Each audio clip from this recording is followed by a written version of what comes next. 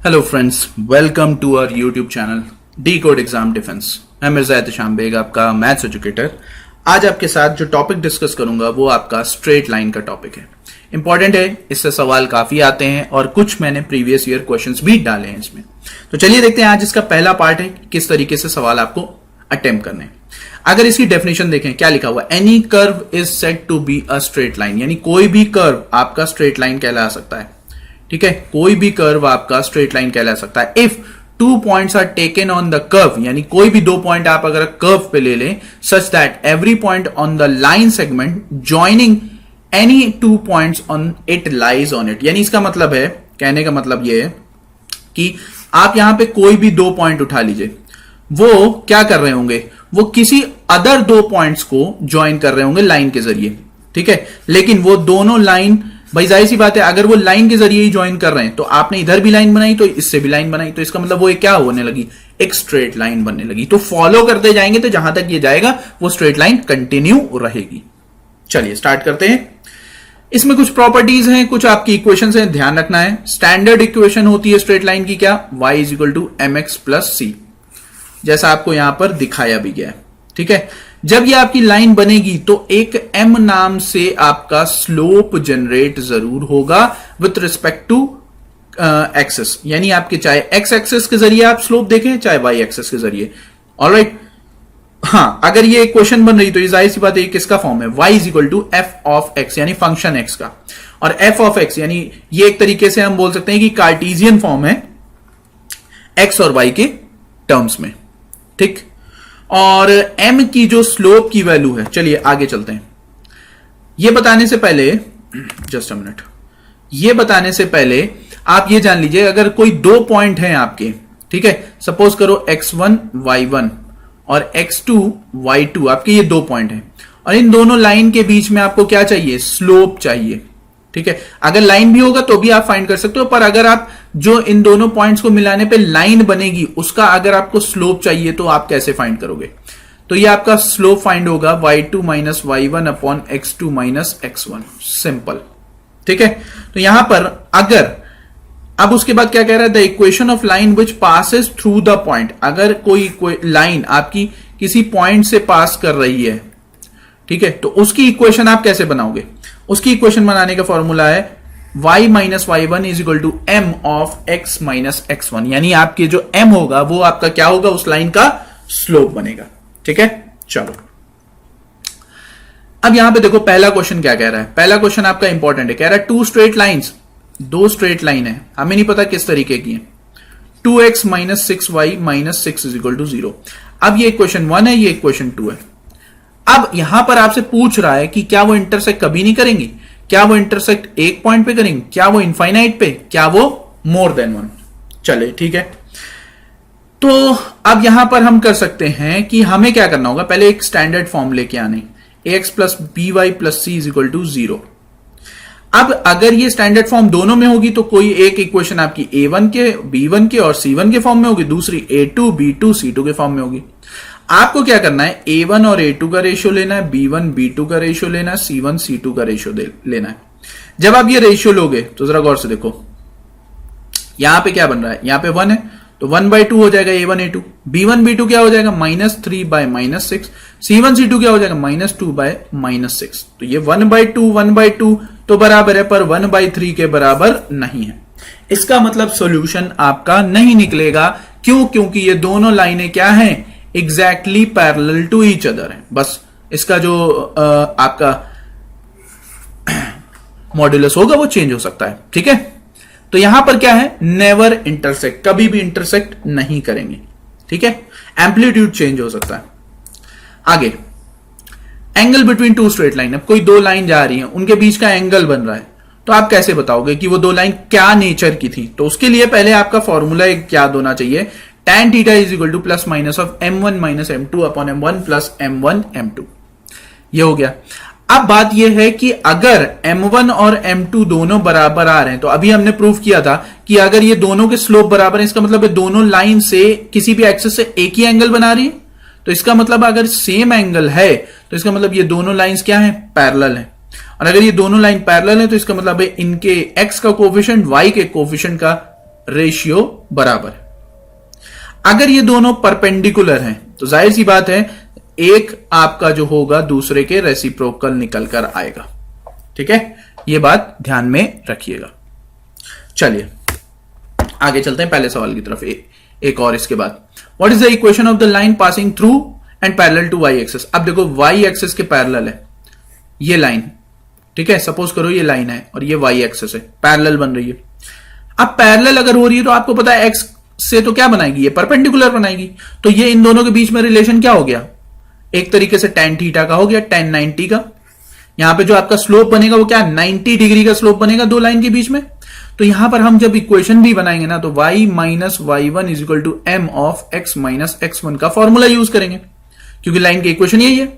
अब आपको पता है कि एक आपका जो y है वो -3 है तो बन जाएगा +3, m आपका tan 90 है और x माइनस 2 बन जाएगा। तो आपकी जो वैल्यू है x माइनस 2 0 के बराबर आएगी, क्योंकि tan थीटा आपका लेफ्ट साइड जाते ही cot थीटा बन जाएगा और cot 90 की वैल्यू आपकी क्या होती है 0 के बराबर होती है। तो यहां पे x की जो वैल्यू आएगी वो कितनी आएगी 2 आएगी। ठीक है, तो आई होप आप सभी को समझ में आ रहा होगा। अगला सवाल देखिए, ये इंपॉर्टेंट है। क्या कह रहा है, the angle between the line, इस लाइन का और इस लाइन को मतलब इन दोनों पॉइंट्स को जोड़ते हुए लाइन के बीच का angle, the angle between the line and the line joining this point क्या है 1,1 और ये क्या है -3,4। तो आपको ये लाइन निकालना तो आसान है, क्योंकि आपका ये फॉर्म कौन सा है y is equal to mx plus c। तो जैसे ही आप ये फॉर्म में बनाएंगे तो -x प्लस 3 यानी m की जो एक स्लोप है उसकी वैल्यू क्या आ जाएगी आपकी -1 आ जाएगी। अब दूसरे स्लोप कैसे निकालोगे, याद करो। तो m दूसरा स्लोप जो है आपका वो क्या निकलेगा y2 minus y1 upon x2 minus x1। देखिए यहां पे क्या हो रहा है, y2 यानी 4 माइनस 1 डिवाइडेड बाय -3 माइनस 1 यानी -3/4। तो m1 ये m2 ये लगा दो। tan थीटा अभी मैंने आपको बताया plus minus m1 minus m2 upon 1 plus m1 m2। अब ये वैल्यू क्या देगा जरा गौर से देखिए। यहां पर जब आप वैल्यू पुट करोगे तो जरा देखिए यहां पे क्या हो रहा है, यहां पे m1 की value -3/4, m2 plus 1 divided by 1 plus 3/4, यानी जब आप इसे सॉल्व करेंगे तो ये 1/7 आएगा। और अगर tan थीटा आपका 1/7 है तो tan इनवर्स थीटा की वैल्यू क्या हो जाएगी tan इनवर्स 1/7, और वो ऑप्शन क्या कहलाएगा a के बराबर। ठीक है, तो आई होप आप सभी को समझ में आया होगा ये लाइन का फॉर्मूला किस तरीके से यूज करना है। याद रखिए परपेंडिकुलर और ये सारी चीजें।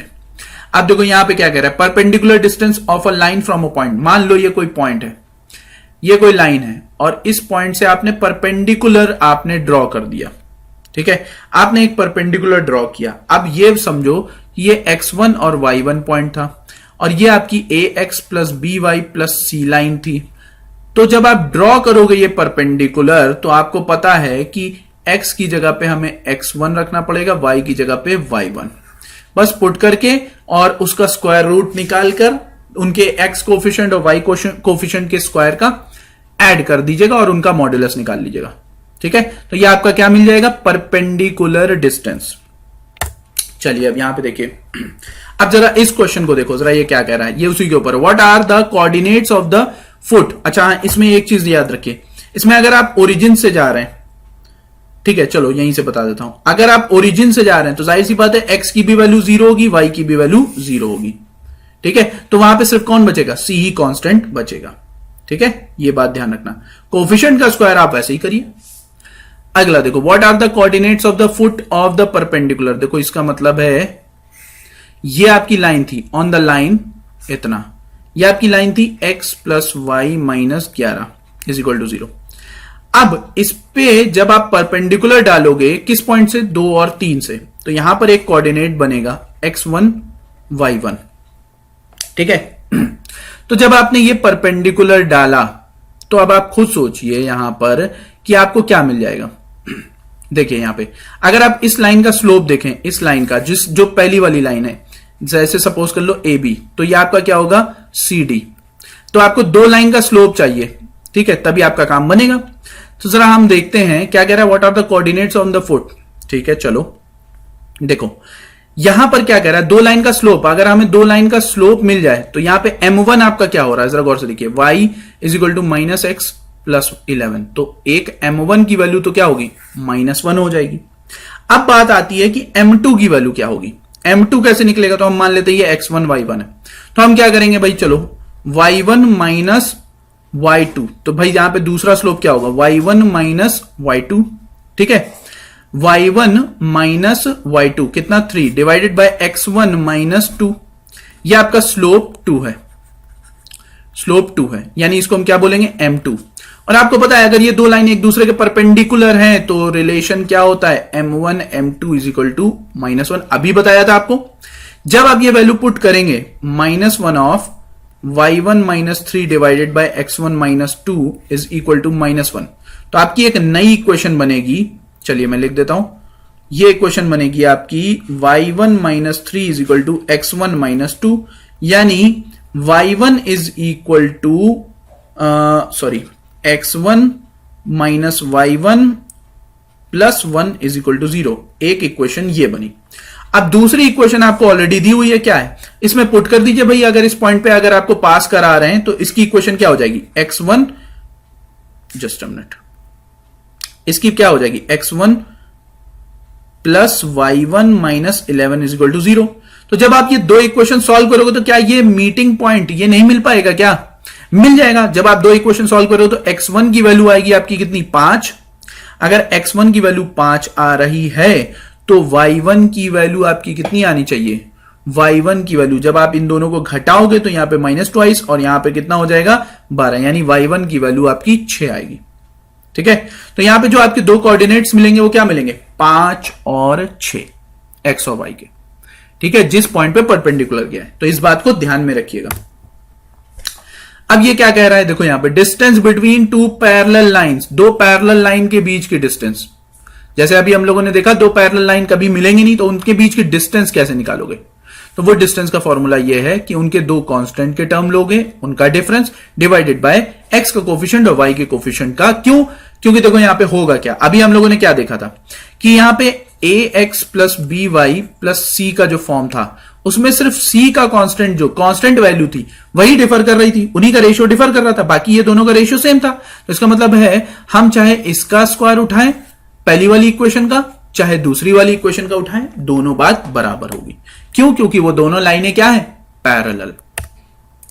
चलिए अब इस सवाल को देखते हैं, what is the product of perpendiculars from 2 points. अच्छा देखो, product of perpendiculars from 2 point to the line इतना है भाई, आपकी लाइन ये ax cos phi plus by sin phi is equal to ab। अब इस पे 2 लाइन का परपेंडिकुलर होगा भाई, 2 पॉइंट से परपेंडिकुलर होगा। एक पॉइंट पे plus under root of B square minus A square comma 0, दूसरी लाइन होगी minus under root of B square minus A square comma 0। अब आप क्या करोगे, आपको पता है डिस्टेंस बिटवीन परपेंडिकुलर, भाई परपेंडिकुलर की क्या होगी, P1 आपका जो होगा वो क्या होगा, ax1 plus by1 plus c divided by under root of A square plus B square, यही करोगे। तो पहले हम इस पॉइंट से हम परपेंडिकुलर डालते हैं, फिर हम इस पॉइंट से डालेंगे। ठीक, चलो तो इसमें आसानी क्या है, देखो y का टर्म आपका 0 हो जाएगा, देखिए यहां पे, तो ये क्या होगा आपका सिर्फ under root of B square minus A square, हमने x की जगह पे पुट किया ये, और यहां पे ऑलरेडी कौन है, cos phi, ठीक है, cos phi ऑलरेडी है, और यहां पे कौन है, a है, ठीक है। अब यहां पे कौन बचा, यहां पर आपका बचेगा माइनस ऑफ ए बी, ठीक, चलो divided by under root of, अब यहां पे क्या होगा, यहां पे मॉड्यूलस हो जाएगा under root of A square cos square phi plus B square sine square phi. चलो ठीक है, अब यही चीज अगर हम जब इस पॉइंट से डालेंगे तो ये पॉइंट आपका क्या हो जाएगा, जरा गौर से देखिए, minus of A under root of B square minus A square cos phi minus A B, ठीक है, डिवाइडेड बाय सेम रहेगा, ये मैं लिख नहीं रहा हूं, A square cos square phi और plus B square sine square phi. तो अब मैं क्या करता हूं, यहां से कुछ हटा देता हूं ताकि जगह बन जाए। देखिए इंपॉर्टेंट क्वेश्चन है और आपसे पूछ क्या रहा है, जरा गौर से देखिए, परपेंडिकुलर पूछ रहा है।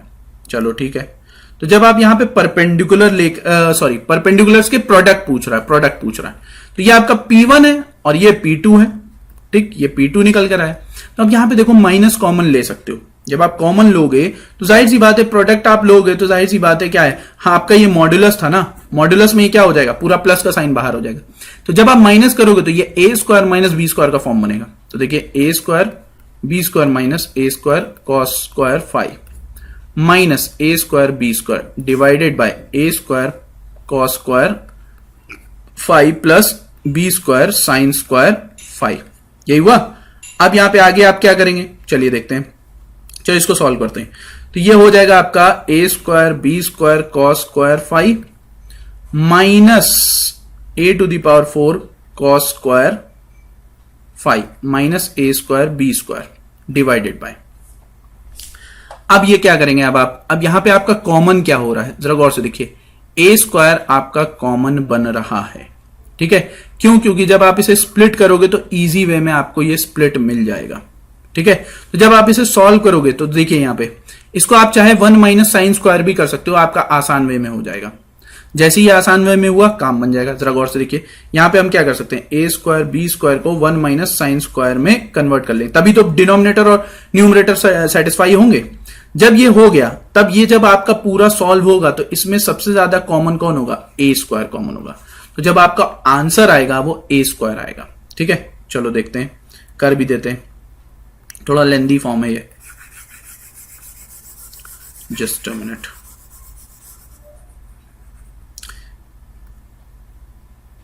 देखिए यहां पर आप जब सॉल्व करने जाएंगे तो ये 1 माइनस और ये a to the power 4 cos square 5 minus a square B square, आपके 4 टर्म बन जाएंगे इस तरीके से, plus B square sine square 5।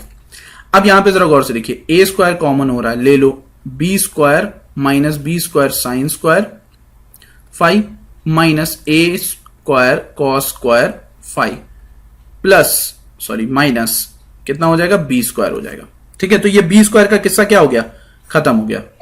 अब यहां पे जरा गौर से देखिए, यहां पे जब हम इसे सॉल्व करेंगे तो हमारा आंसर क्या आ रहा है, a स्क्वायर कॉमन आ रहा है, तो आपका आंसर क्या है, a स्क्वायर ही आएगा।